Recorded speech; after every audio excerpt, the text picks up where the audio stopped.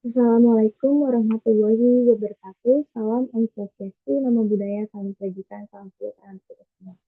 Sebelumnya, yang saya hormati dosen pembimbing, yaitu Ibu Prof. Dr. Agus Tutup Agung Lutfi SMSI AKCA, serta mentor lapangan saya, yaitu Bang Rahmat Taufik Simantunteng. Saya Salsabila Amin dengan NIM 17134-22057 akan menjelaskan mengenai laporan seminar PKL, khususnya di PT Perkebunan Nusantara 3 Persero dengan divisi Satuan Pengawasan Internal. Untuk latar belakangnya sendiri yaitu bahwa kita tahu bahwa pendidikan tinggi diharapkan mampu menghasilkan lulusan yang tidak hanya menguasai teori tetapi juga memiliki kemampuan praktis untuk beradaptasi di dunia kerja. Nah, program studi akuntansi riset publik di Universitas Jakarta khususnya menargetkan mahasiswa agar mampu memahami dan menerapkan prinsip akuntabilitas, transparansi, serta tata kelola keuangan yang baik, terutama dalam konteks sektor publik. Melalui kegiatan PKL, mahasiswa memiliki kesempatan untuk mempraktikkan ilmu yang telah dipelajari selama perkuliahan, serta berintegrasi langsung dengan lingkungan kerja dan serta memahami penerapan sistem pengendalian internal, audit, dan tata kelola keuangan, tata kelola organisasi dalam konteks nyata. Nah, dalam pelaksanaan ini, praktikan mengikuti program Magenta BUMN dan alhamdulillah diterima di PT Perkebunan Nusantara 3 Persero yang merupakan salah satu perusahaan BUMN yang bergerak di bidang agribisnis dan pengelolaan komoditas perkebunan seperti kelapa sawit, karet, teh, dan tebu, serta komoditas lainnya. Nah, perusahaan ini memiliki skala usaha yang sangat besar dengan total luas area perkebunan lebih dari 1 juta hektar yang tersebar di berbagai wilayah Indonesia. Nah, luasnya itu mencakup operasional penutupan adanya sistem luasnya mencakup operasional tersebut menentu adanya sistem pengelolaan dan pengawasan internal yang kuat agar kegiatan perusahaan berjalan secara efektif dan akuntabilitas. Nah, untuk tujuan PKL sendiri itu memperoleh pengalaman langsung dalam kegiatan satuan pengawasan internal di lingkungan BUMN, mempraktikkan penyusunan dan laporan kegiatan melalui Agriculture Monitoring System atau AMS, mempraktikkan penyusunan dan pemeriksaan data audit serta koordinasi dengan staf satuan pengawasan internal, dan mendukung penyusunan serta pemeriksaan dokumen untuk keperluan audit BPK. Nah, untuk manfaatnya sendiri, adanya PKL ini itu untuk memahami prosedur kerja dengan peran audit internal dalam perusahaan, meningkatkan keterampilan administrasi audit dan pengelolaan data, mengembangkan kemampuan koordinasi, ketelitian, dan tanggung jawab kerja, serta menambah wawasan terkait hubungan kerja auditor internal dan auditor eksternal.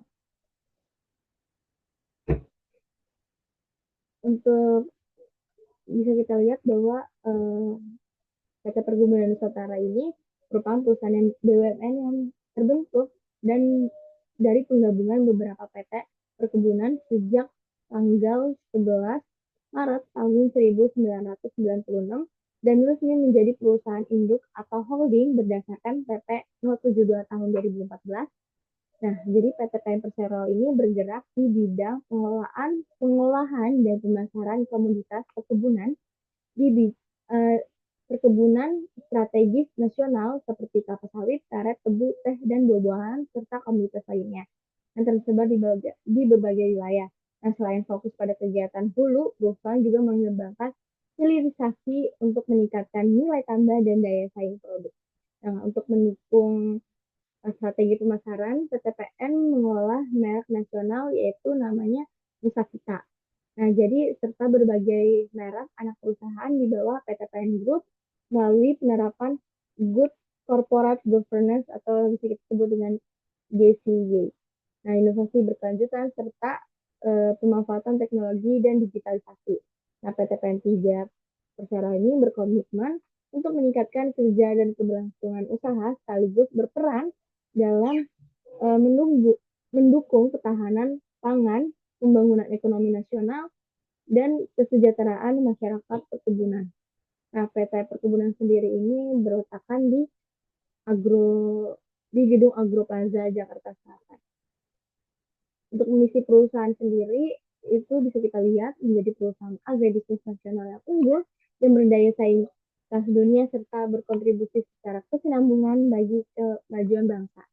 Nah, untuk misinya yaitu menghasilkan produk yang berkualitas tinggi bagi pelanggan, membentuk kapabilitas proses kerja yang unggul atau operasional excellence melalui perbaikan dan inovasi berkelanjutan dengan tata kelola perusahaan yang baik, mengembangkan organisasi dan budaya yang prima, serta SDM yang kompeten dan sejahtera dalam merealisasi potensi setiap insani, serta melakukan optimalisasi pemanfaatan aset untuk memberikan imbal hasil terbaik dan juga turut serta dalam meningkatkan kesejahteraan masyarakat dan menjaga kelestarian lingkungan untuk kebaikan generasi masa depan.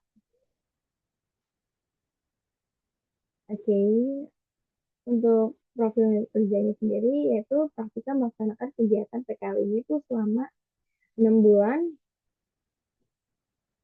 6 bulan sesuai dengan perjanjian kontrak magang melalui pelaksanaan magang yang dimulai pada hari Kamis tanggal 11 September 2025 dan akan berakhir di 10 Maret 2026. Untuk pelaksanaan kegiatan ini sendiri yaitu full WFO ya, atau bisa kita sebut dengan work from office. Nah, selama kegiatan berlangsung, saya berada di divisi satuan pengawasan internal. Selama ini bisa kita lihat untuk struktur organisasinya, di mana satuan pengawasan internal ini itu merupakan divisi yang diawasi langsung oleh direktur utama. Dan untuk jam kerja sendiri, praktikan kerja pada hari Senin sampai Jumat, dan di hari Senin sampai Kamis itu 9 jam kerja, dan di hari Jumat itu hanya 5 jam kerja aja. Karena hari Jumat praktikan pulang lebih awal. Nah, praktikan juga berada di divisi satuan pengawasan internal ini, di mana unit kerja yang bertugas melaksanakan pengawasan internal untuk memastikan kepatuhan terhadap kebijakan efektivitas pengendalian internal serta mendukung penerapan tata kelola perusahaan yang baik. Nah, berdasarkan SKPTS nomor DSU garis miring SKPTS garis miring 71 garis miring 2025 dapat kita lihat pada PPT tersebut ada gambaran mengenai struktur organisasi yang terdiri dari Dewan Komisaris yang berfungsi melakukan pengawasan dan memberikan nasihat kepada direksi, dan direksi dipimpin oleh direktur utama yang mengordinasikan seluruh direktorat serta membawahi langsung beberapa divisi. Nah, seperti yang saya jelaskan sebelumnya, kalau direktur utama sendiri yaitu mengawasi 2 divisi secara langsung, yaitu divisi satuan pengawasan internal dan divisi sekretariat perusahaan.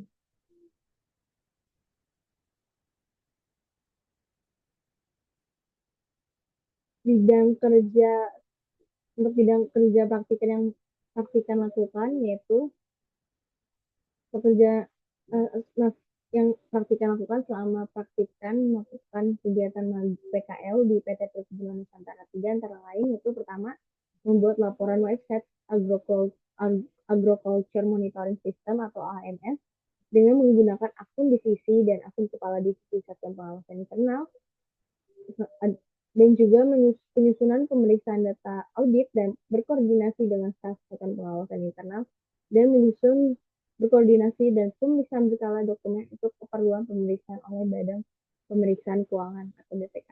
Kenapa di sini ada pihak ketiga atau BPK? Karena selama praktik melakukan kegiatan PKL di PT Perkebunan Nusantara 3 ini, PT PN sendiri itu sedang dalam proses audit eksternal, atau ada pihak audit dari pihak ketiga yaitu BPK.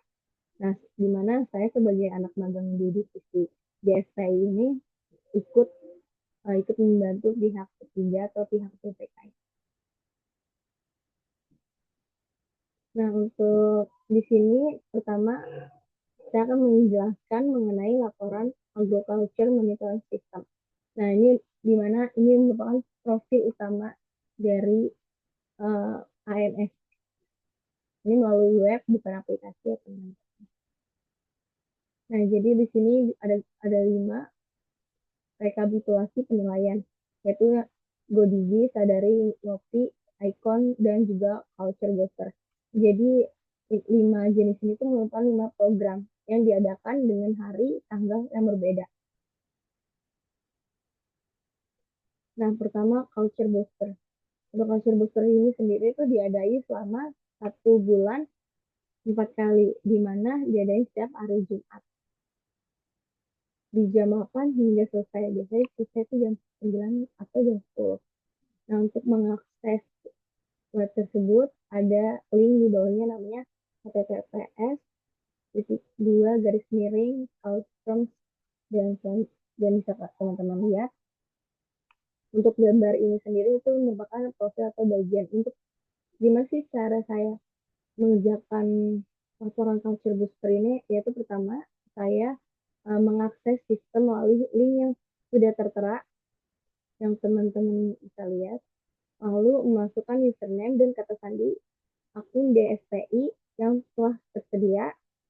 Selanjutnya setelah berhasil masuk, pilih menu bagian pelaporan program, kemudian menentukan periode pelaporan yang akan dilaporkan. Contohnya saya mau melaporkan di bulan Oktober, yaitu pada minggu ke-1, karena ada 4 minggu ya teman-teman, jadi saya pilih minggu ke-1.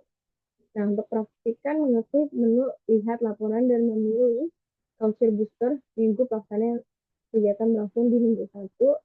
Lalu pada halaman pelaporan ini, pada halaman pelaporan sendiri itu bisa teman lihat ya, di PPT ini merupakan halaman pelaporan, di mana itu sebenarnya yang pertama ada bagian video lesson learning, yaitu berisi bukti selama kegiatan culture booster langsung dan telah diedit dengan durasi minimal 1 menit.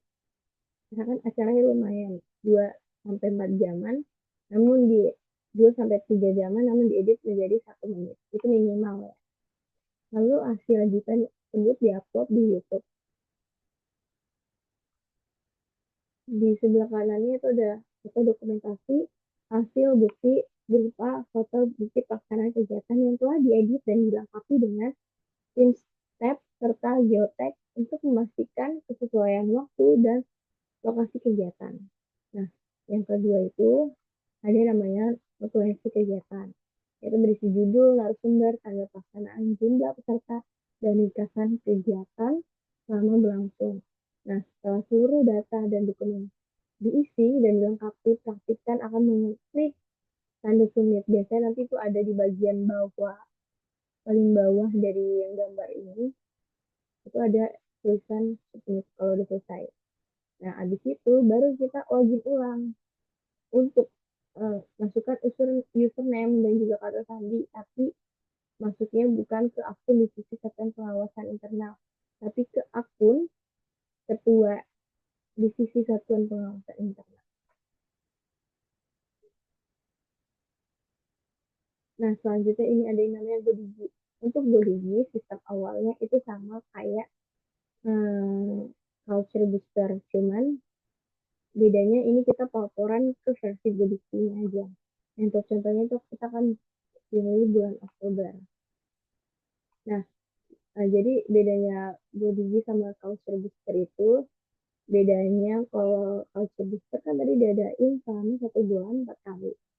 Nah, itu tuh untuk pembicaranya itu pasti akan dipilih oleh setiap masing-masing divisi. Jadi setiap minggunya tuh dijelasin oleh divisi yang berbeda. Nah, kalau GoDigi ini diadain setiap 1 bulan 1 kali dilaporinnya. Dan dia tuh bisa, yang membedakan kalau dia tuh sebelumnya udah dijelasin nih melalui Zoom. Jadi dia lebih sering diadain secara Zoom.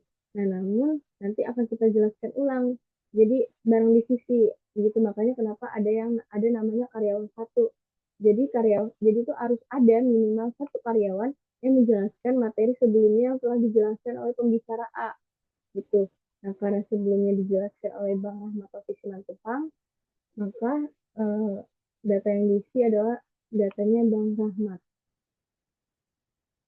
Kita masukkan NIK dan juga jabatan, lalu laporan kegiatan, judul topik, tanggal pelaksanaan, hingga uh, hingga apa namanya ini hingga foto. Biasanya nanti kan habis evaluasi kegiatan di bawahnya itu juga masukin dokumentasi foto dengan durasi minimal 1 menit, dan juga foto video dengan durasi 1 menit, dan juga foto yang sudah dilengkapi dengan handset serta geotag. Nah, selanjutnya ini ada yang namanya sadari atau sadar budaya resiko. Nah, sadar budaya dan resiko ini lebih sama kayak GoDigi, cuma tuh materi yang dibahas itu ada sedikit perbedaan. Nah, yang membedakan kan kalau tadi juga GoDigi itu dijelaskan ulang oleh satu karyawan. Nah, kalau sadari ini tuh lebih ke diskusi, jadi materi yang sebelumnya telah dijelaskan oleh pembicara A akan dijelaskan ulang nih. Cuman ini lebih ke diskusi sih arahnya gitu. Lalu dimasukkanlah data notulensi kegiatan, something just summary. Nah, di bawahnya ini lagi pasti ada yang namanya link buat masukin video dan foto dokumentasi. Nah, selanjutnya di sini ada ngopi. Kalau ngopi sendiri itu dia tuh suka berbeda setiap minggunya. Jadi tuh ngopi tuh kadang setiap 2 bulan sekali harus mengupload atau memilih uh, staff terbaik di dalam divisi tersebut.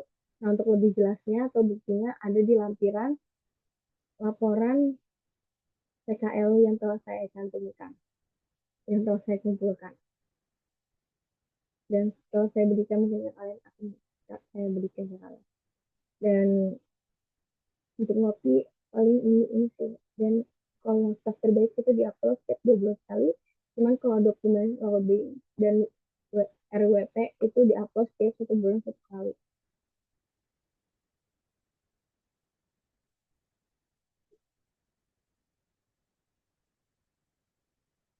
Selanjutnya icon. Icon ini tuh diadakan setiap 6, 5, 5 sampai 6 bulan satu kali. 5 sampai 6 bulan itu 3 kali. Jadi itu lebih ke laporan program di mana setiap divisi itu harus punya progres nih, harus punya pencapaian.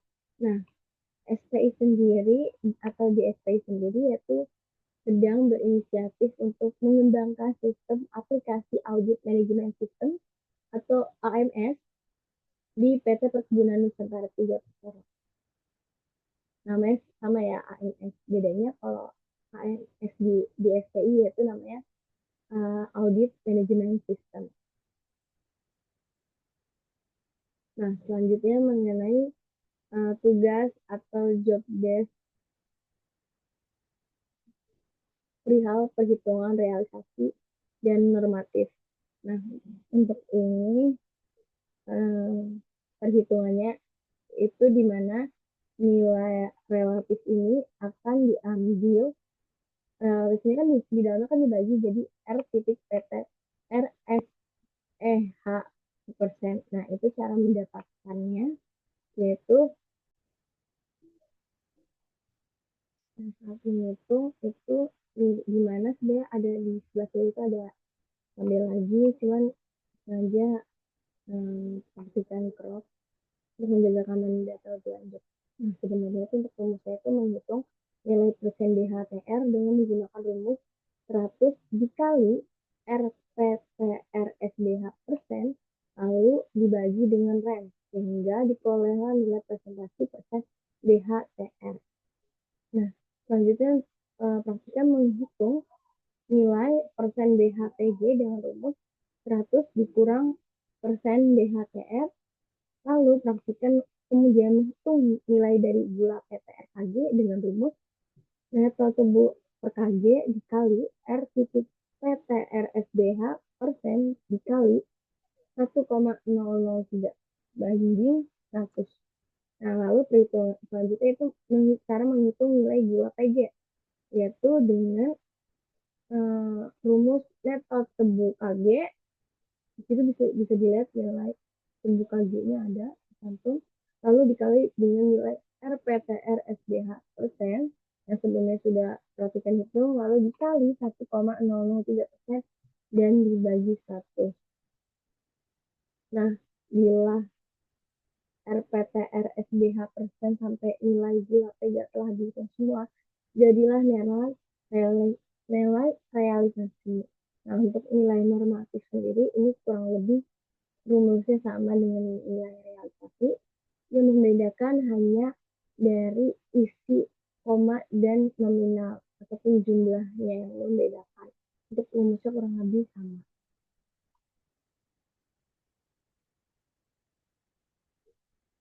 Nah, selanjutnya mereka pembayaran PBB Pamko. Dan situ sebenarnya di sini telah ada dua dokumen yang dikirim oleh salah satu staf di SPI, yaitu bentuknya pertama ada PDF, di mana itu merupakan bukti, dan itu sebenarnya sudah saya lampirkan di dalam laporan PKL. Itu kalau salah isinya itu berisi SPPT yang diterbitkan oleh DJP. Nah, jadi hasil PDF tersebut atau hasil dari SPPT tersebut diinput dan dimasukkan ke dalam Excel ini yang telah saya cantumkan, di mana yaitu berisi luas, NJOP, total NJOP, hingga PB, hingga di sini, hingga sisa PBB yang terutang tahun tersebut. Sebenarnya ini ada 3 yang diinput, cuman saya hanya menginput 1 untuk contoh saja. Nah, selanjutnya ada rekap data ICT okupasi PTPN 1, PTPN 4, dan SPM. Nah, ini juga sebenarnya kurang lebih kayak tadi, ada 2 dokumen, di mana satunya itu berbentuk link drive, yang dimana link drive tersebut PTPN 1, PTPN 4, dan SPM. Nah, sebenarnya PTPN 1 itu bukan benar-benar PTPN 1 doang, tapi dibagi lagi menjadi beberapa regional, yaitu PTPN 1 regional 1, PTPN 1 regional 2, hingga regional akan berlaku kepada PTPN 1, 2. Dan lalu SDN tidak terbagi menjadi regional. Ini yang saya cantumin ini bukan data PTPN 1, regional 1, dan kebun, serta alas hak atau blok, dan luas okupasi. Nah, luas okupasi ini saya dapatkan, dan beberapa isi ini saya dapatkan dari link drive yang tidak bisa saya tunjukkan. Seperti yang saya jelaskan bahwa PTPN ini cukup luas, jadi terbagi jadi beberapa kebun atau unit dan regional. Nah, selanjutnya penyusunan koordinasi dan pemeriksaan bersama dokumen untuk keperluan pemeriksaan oleh DPR. Nah, sebelumnya itu tugas yang diberikan oleh tim DSPI. Nah, selanjutnya saya akan menjelaskan mengenai tugas yang diberikan oleh pihak BPK.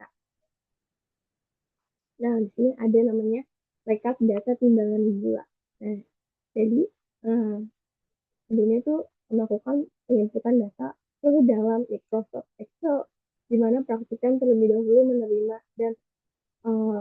menerima berupa catatan tertulis maupun formulir yang telah diisi sebagai bukti barang masuk dan gudang.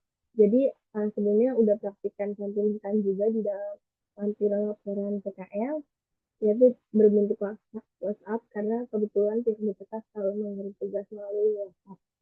Nah, di dalam mengirim beberapa dokumen, salah satunya PDF, dan PDF tersebut sebenarnya merupakan bentuk kayak kwitansi, dan juga ada yang buku. Nah, itu ada beberapa bukti mengenai barang masuk ke gudang, yaitu barang gula.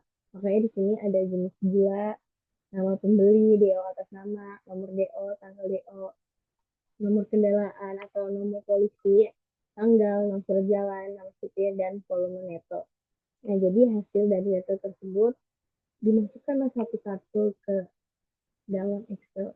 Seperti yang kita tahu bahwa ada banyak sekali, jadi memasukkan kayak lebih 4.000, kayak saya sampai 4.000. Selanjutnya ada perhitungan Fed kurs dalam TI Sawi tahun 2022 hingga 2025. Nah, sebenarnya Untuk data ini bisa kalian lihat di masing-masing sheet. Jadi nggak cuma satu sheet doang. Nah, di sini praktikan tidak bisa menjelaskan atau tidak bisa menunjukkan secara luas karena itu cukup privasi. Nah, jadi tanggal kurs tengah mandiri atau A serta rate mandiri B, USD rate C, difference atau nilai gabungan yaitu di mana D sama dengan B kurang C. Nah, ini kan tahun 2022 sampai 2025. Nah, praktikan mengambil contoh tahun 2022.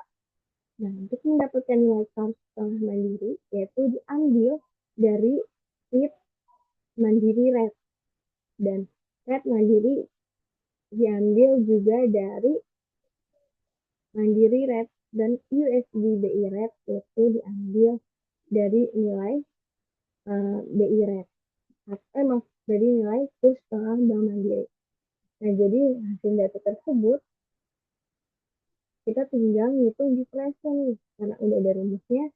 Jadi perhatikan cukup mengisi bagian tanggal kurs tengah mandiri, rate mandiri dan USD BI rate.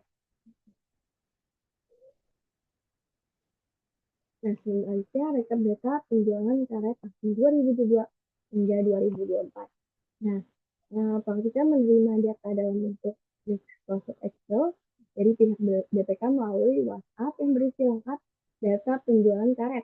Pada dokumen tersebut, bagian data telah terisi sehingga praktikan hanya perlu mengisi bagian PI yang ditetapkan oleh holding serta selisih antara price dan PI. Ini bisa dilihat yang di orange. Nah, jadi praktikan hanya fokus ke bagian yang di orange saja. Biasanya ada bagian M, PI yang ditetapkan holding atau subco, dan N, selisih PI. Serta ada valid from debt, dan ada net price. Nah, untuk pengerjaannya, yaitu praktikan membuka dokumen tersebut, lalu pada kolom orderation deskripsi, pada yang G, orderation deskripsi, itu kan ada big over tender. Nah, jadi sebenarnya isinya bukan big over sama tender doang. Cuma praktiknya memfokuskan ke dua hal tersebut aja. Big over dan juga tender. Nah, habis itu pada kolom distribusi channel name difokuskan pada lokal. Nah, di mana dalam perhitungan PI yang ditetapkan oleh holding, apabila orderation description berisi tender, maka nilai PI mengikuti net price dengan sold to party name yang sama. Dan apabila orderation description berisi BI over, maka nilai PI mengikuti net price dengan sold to party name yang berbeda, namun tetap mengacu pada net price dengan orderation description jenis standar. Nah, untuk perhitungan selisih net price-nya sendiri yaitu selisih net price PI yaitu dengan dilakukan cara pengurangan nilai price dengan hasil PI yang ditetapkan oleh holding. Jadi metodenya itu berlaku untuk orderation description jenis big over. Biar jelas ini sambil bisa dilihat. Nah, sini rekap data penjualan TK atau saldo tahun 2022. Ini sebenarnya kurang lebih sama kayak tadi, cuman ini syarat ya, dan kalau ini TK atau saldo, di mana sama-sama menghitung net price atau harga jual, harga P yang ditetapkan oleh PTPN 3, dan selisih bedanya dari selisih. Jadi hasil perhitungan M dan N ini menjadi nilai selisihnya. Kalau ini bedanya nggak ada. Bisa ini ada juga sih nilai selisihnya, ini bedanya. Cuman untuk patokannya kita berfokus pada valid from debt dan orderation description, di mana untuk orderation description ini sendiri hanya fokus kedua yaitu book over dan juga tender. Update cash in komoditas per regional. Nah, jadi untuk ini sebenarnya aku sebagai praktikan menerima dua data. Yang satu yaitu Google Drive yang dikirim BPK yaitu berisi data dua jenis nih, Pamko dan juga Pamtoko yang berada di periode tahun 2024 hingga 2025. Nah, dalam draft tersebut berisi dokumen kontrak penjualan yang berbentuknya Excel. Nah, praktikan, ini sebenarnya bentuknya kayak gini nih, Excel. Jadi ini awalnya tuh kosong semua. Nah, ini tuh isinya tuh di dalam gas tersebut ada regional 1 sampai regional 5. Nah, ini yang saya cantumin, contohnya ini adalah regional 1. Nah, praktika membuka template, saya membuka, lalu mengerjakan tip komoditas CPO. Bisa dilihat ini ada banyak banget jenisnya. Nah, jadi ini tuh tahun 2024 sampai 2025, berarti selama 1 tahun. Nah, di mana dimulai pada bulan Januari. CPO. Jadi itu kan seperti yang sebelumnya Pratika jelaskan bahwa PTPN ini ada beberapa komoditas, salah satunya itu CPO, PK, PKO, hingga kopi, gula, dan lain-lain. Nah, ini sebagai contoh, Pratika pilih CPO di bulan Januari. Nah, untuk pengerjaannya sendiri, itu uh, ada beberapa data yang telah tersedia, seperti nomor kontrak, penjualan, nama pembeli, volume, tanggal masuk, rencana, hingga denda keterlambatan. Nah, dalam proses ini, praktiknya membandingkan data pada Excel dengan dokumen kontrak penjualan yang terdapat di Drive yang bentuk yang belum yang tidak saya lampirkan sengaja karena itu lebih sedikit privasi, cuman sudah saya upload juga di lampiran PKL, cuman mungkin seperti yang di gambar atau di foto sekarang ada beberapa kalimat yang memang disensor atau ditutup. Perhatikan. Nah, kemudian menghitung hari keterlambatan. Mungkin setelah datanya kita input, kita menghitung atau fokus untuk denda keterlambatan. Nah, kita kemudian menghitung. Nah, habis menghitung itu, praktiknya sebenarnya menghitung hari keterlambatan pembayaran dengan cara tanggal masuk yang dikurangi dengan tanggal jatuh tempo pembayaran. Nah, selanjutnya pada kolom selisih diisi dengan menghitung selisih antara nilai selisih RP dan juga nilai rencana RP.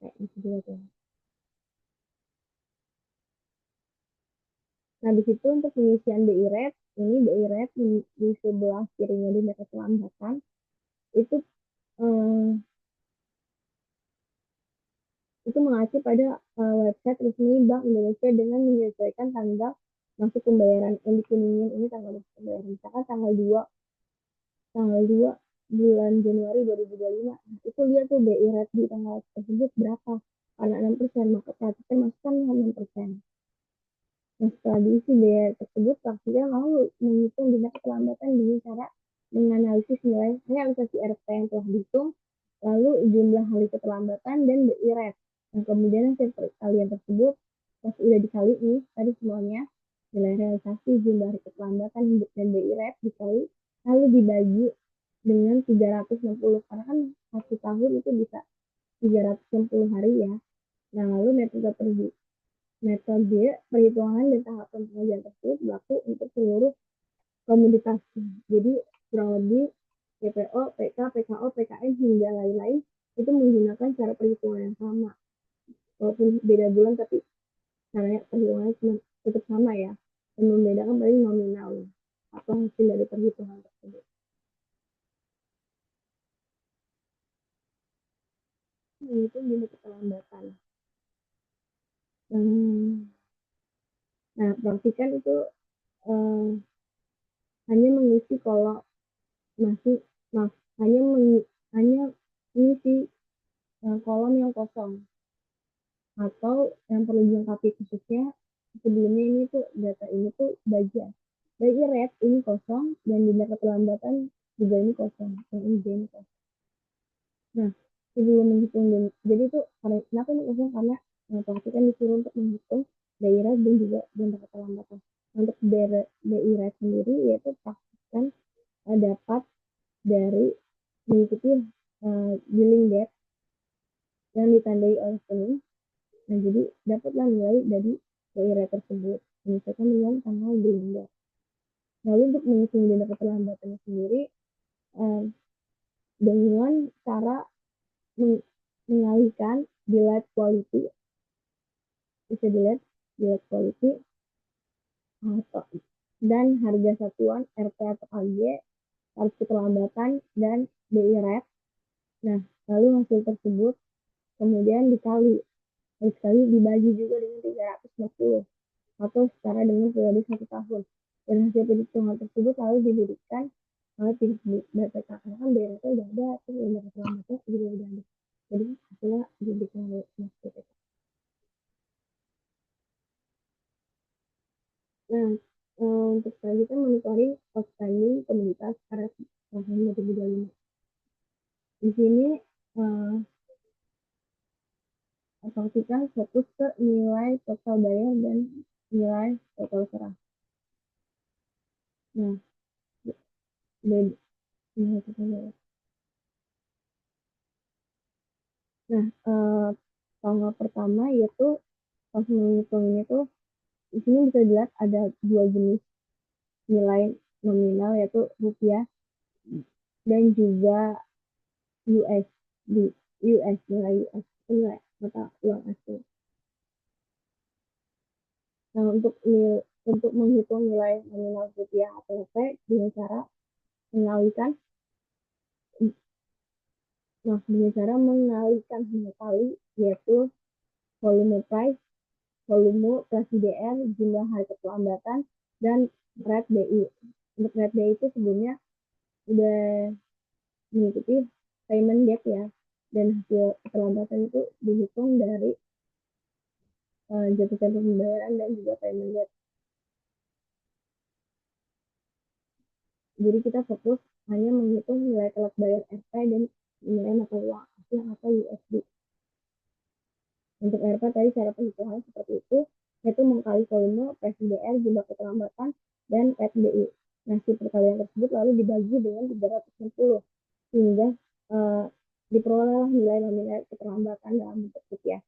Dan untuk perhitungan USD sendiri yaitu sama sebenarnya kayak RP, membedakan dia tuh price itu diambil dari price USD yang P ya. Sebelumnya kan tadi nilai keterlambatan RP itu diambil dari R atau price IDR. Nah, bedanya kalau USD ya diambil dari P. Maka jadilah nilai USD. Begitu juga dengan nilai telat sarah. Nilai telat sarah itu rumusnya sama persis dengan nilai telat bayar. Membedakan nominalnya. Dan untuk nilai telat sarah ini sendiri mengambil dari tanggal nilai keterlambatan atau jatuh tempo pemenuhan. Bisa dilihat ini beda ya. Nah, mungkin untuk tugas sendiri cukup sekian penjelasan dari saya. Nah, kendala dan cara mengatasinya. Selama saya mengikuti kendala, pasti ada aja, selama saya melakukan kegiatan praktik, pasti ada aja kendalanya. Jadi selama pelaksanaan PKL ini di PTP M3, praktikan menghadapi beberapa kendala antara lain yaitu tugas yang diberikan itu lebih bersifat administratif, di mana praktikan tidak benar-benar mengikuti proses langsung dalam mengaudit, serta adanya periode dan keterbatasan penugasan teknis sehingga aktivitas lebih banyak difokuskan kepada pelaporan dan dokumentasi melalui sistem agriculture monitoring system atau AMS. Jadi beberapa hari mungkin ada di mana hari tidak, di mana ada satu hari di mana praktikan benar-benar tidak memiliki tugas, namun praktikan hanya lebih ke dalam laporan sistem AMS. Kebetulan kalau tidak ada tugas, jadi pastikan karena bertanggung jawab juga dengan AMS ini, jadi pastikan harus mengedit hasil laporan dari AMS. Nah, untuk cara mengatasi kendala tersebut, biasanya praktikan tetap aktif, disiplin dan bertanggung jawab dalam setiap tugas yang diberikan. Di praktikan juga memanfaatkan waktu dari pekerjaan administrasi tersebut. Nah, jadi dari pekerjaan tersebut, saran untuk memahami alur-alur internal, aktif berdiskusi dengan staf DSI dan juga termasuk mentor, serta menggunakan waktu luang untuk belajar mandiri dan meningkatkan pemahaman di bidang audit dan akuntansi. Nah, dengan sikap tersebut, kendala yang dihadapi justru menjadi pengalaman dan pembelajaran yang mendukung pengembangan kemampuan dan profesionalisme praktikan selama menjalankan kegiatan kita. Nah, kesenjangan yang tersebut kita pelajari dan teori dan praktik. Nah, jadi itu ada seperti verifikasi dan audit yang dilakukan bersifat konseptual di lapangan gitu untuk keterampilan teknis dan kecepatan kerja serta penguatan konsep eksternal seperti pivot table dan yang sangat penting dan banyak dipelajari secara otodidak. Nah, untuk kontribusi Praktika sendiri, yaitu alhamdulillahnya Praktikan membantu pengelolaan rekapitulasi dan pengecekan data pengawasan internal, mendukung administrasi dan laporan AMS seperti register, jadi bisa dari ngopi icon, dan juga membantu meningkatkan efisiensi kerja dan ketertiban administrasi di SPI. Mungkin kesimpulan dari penjelasan saya hari ini.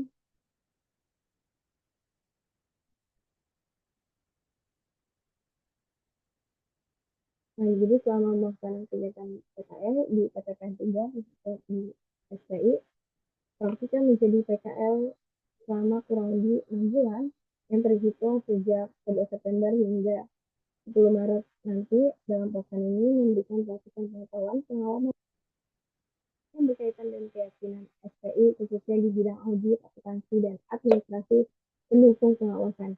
Nah, selama kegiatan PKL, kita terlibat di berbagai tugas yang berkaitan dengan kegiatan dalam mendukung dan memonitoring seperti pengolahan dan rekapitulasi data, pengecekan kesesuaian data dengan dokumen pendukung perhitungan data keuangan dan non-keuangan serta penyusunan dan pelaporan administrasi kegiatan.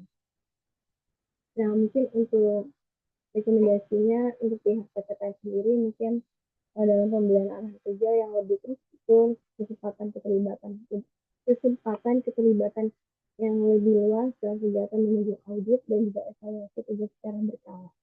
Untuk pihak kampus sendiri meningkatkan pembekalan keterampilan praktikan mahasiswa khususnya dengan penguasaan konsep Excel seperti pivot table dan shortcut kerja dalam menghadapi dunia kerja. Mungkin sekian dari saya, kurang lebihnya mohon maaf. Terima kasih kepada Bapak dan Ibu atas waktunya. Ini cukup sekian dari saya. Wassalamualaikum warahmatullahi wabarakatuh.